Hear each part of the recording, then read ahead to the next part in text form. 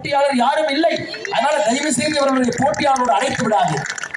இவருக்கு போட்டியே சென்னை நகரத்தை வளர விடாமல் யார் தடுத்துக் கொண்டிருக்கின்றார்களோ அவர்களோடு அக்காக்கு போட்டி.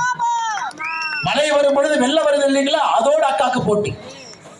சென்னை மக்கள் ஏழைகள் இருக்கின்றார்கள் என்றெல்லாம் தொடர்ந்து ஏழைகளாகவே வச்சிருக்கிறாங்களா, அவங்களோட அக்காக்கு போட்டி. ஏகப்பட்ட அரசியல் தலைவர்கள் சதி செய்து பாரதிய ஜனதா கட்சி வளரவிடக் கூடாது என்று நினைக்கின்றார்கள் என்றால் அவர்களோட அக்காவுக்கு போட்டி.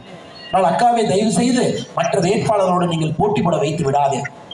அவருடைய இலக்கு பெரிது, கனவு பெரிது. பாரதிய ஜனதா கட்சியினுடைய இலக்கு பெரிது, கனவு.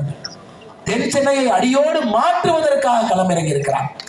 ஒரு பாராளுமன்ற உறுப்பினராக அரசு கொடுக்கக்கூடிய அந்த சின்ன சின்ன பொறுப்புகளுக்காக வரலை. முழுமையாக 5 ஆண்டுகள் நீங்க கொடுத்துட்டாங்க. 5 ஆண்டுகள். எத்தனை ஆண்டுகள் யாருக்கும் நம்ம கொடுத்துட்டோம்.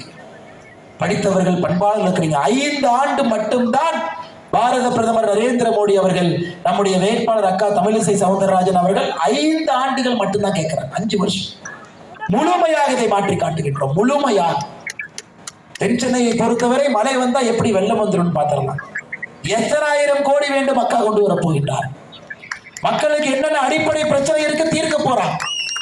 அதனால் நீங்கள் நினைக்க வேண்டும், ஒரு அற்புதமான அடிக்கடி கிடைக்காத எப்பவாவது கிடைக்கக்கூடிய இது போன்ற ஒரு வேட்பாளர் இப்ப நமக்கு கிடைத்திருக்கின்றார்.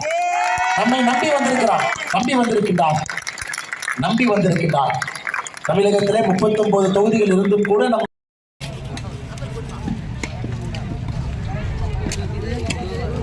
நல்லா இருக்கு.